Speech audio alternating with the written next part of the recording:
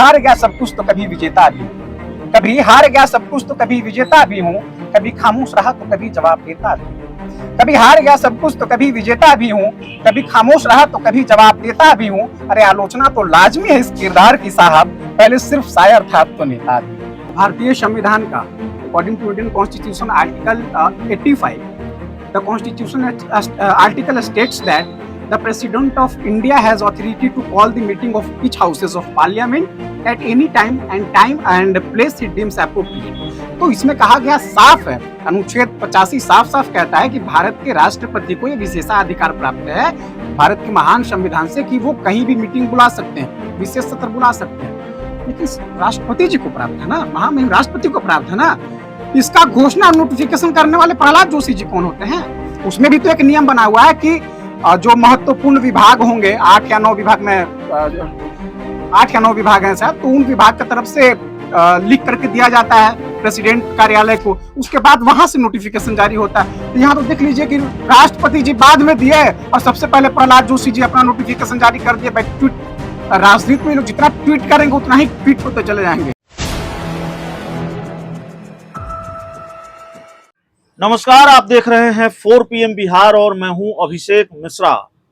हमारे साथ जेडीयू के युवा नेता, जेडीयू नेता कृष्णा हैं और जाहिर तौर पर जब आप किसी पार्टी के नेता कार्यकर्ता से बात करते हैं तो राजनीतिक बात ही होती है या राजनीतिक बात ही होती है, दूसरे विषय पर बात नहीं होती है। लेकिन कृष्णा की एक पहचान यह भी है कि बड़े खूब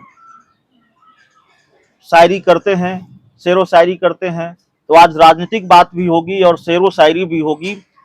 हमारा लालच कृष्णा से बात करने का यही होता है कि हम कुछ सुन पाएं और इनके जरिए दर्शकों तक कुछ पहुंचा पाएं। तो कृष्णा से पहले कुछ सुनेंगे और उसके बाद सवाल और उसके बाद राजनीतिक सवालों पर बातचीत होगी कृष्णा से।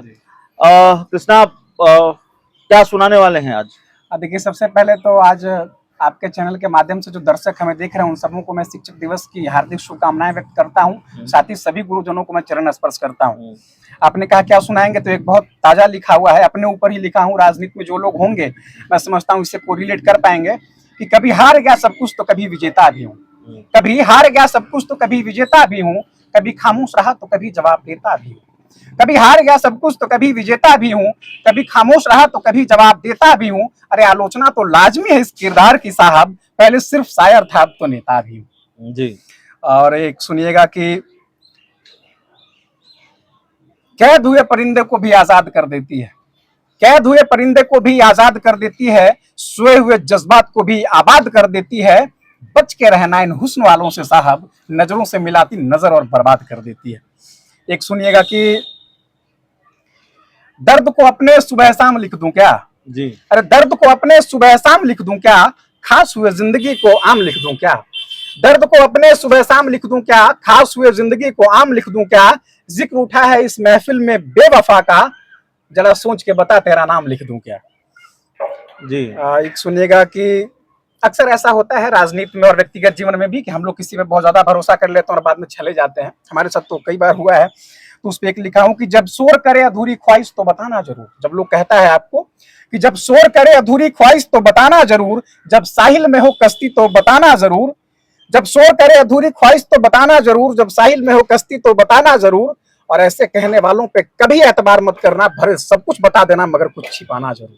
तो चलिए, कृष्णा शेरो शायरी हो गई। अब आप बताइए, अब कभी देश में या बहुत सारी फिल्में बनती हैं देश में, तो कभी वो गाना सुनने को मिलेगा नहीं मिलेगा, I love my India, east and west, India is the best. India से तो बहुत परहेज है कुछ खास राजनीतिक दलों को और बहुत सारी चीजें सामने आ रही है। अब उसके डिटेल में हम नहीं जाएंगे क्योंकि बहुत डिटेल में मैं गया नहीं हूं तो चर्चा, लेकिन प्रेसिडेंट ऑफ भारत या क्या क्या वो चीज सामने आ रही है।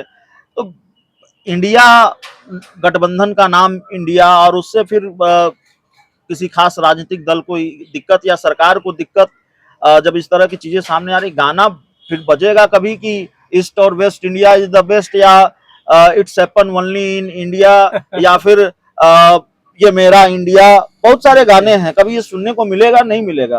देखिए, मैं समझता हूँ कि ये सवाल बीजेपी के लोग अगर पूछेगा तो वो बहुत बेहतर तरीके से इसका जवाब देंगे। तिलमिला गए हैं वो लोग।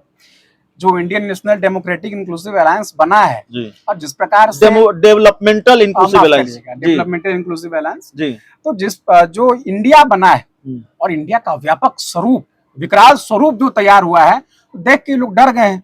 अब इतना खौफ हो गया है, देख लीजिए कि इंडिया का नाम से परहेज हो गया इनको। कल को कोई दल भारत नाम रख लेगा तो भारत से इनको परहेज हो जाएगा।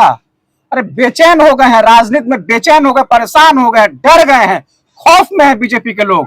और इतना डर गए, इतना खौफ में है कि सार्वजनिक रूप से भी इंडिया का नाम लेने से परहेज कर रहे हैं। इंडिया के नाम से इनको खौफ हो रहा है। अभी ये खौफ हो रहा है, अभी तो राजनीति का ऐसा इंजेक्शन पड़ेगा ना, सारा खौफ निकल जाएगा इनका। देखिएगा, इंडिया के नाम से इनको डर लग रहा है। इंडिया पर कोई कविता वगैरह नहीं लिखा आपने? नहीं, अभी तक तो ऐसा कुछ नहीं लिखा हूं, लेकिन अभी आप याद दिला दे तो जरूर लिखने का प्रयास करूंगा, आज ही लिखूंगा। लेकिन ये जो विशेष सत्र बुलाया जा रहा है, ये तो उसमें फिर कहा जा रहा है कि इंडिया को लेकर भी कुछ फैसला आ सकता है। भारतीय जनता पार्टी को थोड़ी दिक्कत है रणनीतिक रूप से। अगर रणनीतिक दृष्टिकोण से देखें तो भारतीय जनता पार्टी को इस नाम से थोड़ा नुकसान होता हुआ दिख रहा है और इसको केंद्र में रखकर कुछ फैसले लिए जा सकते हैं, कुछ वैसे फैसले सामने आ सकते हैं। क्या देख रहे हैं? देखिए, संसद का विशेष सत्र बुलाया गया है। अब तो ये भी नहीं पता विशेष सत्र है या नॉर्मल सत्र है जी।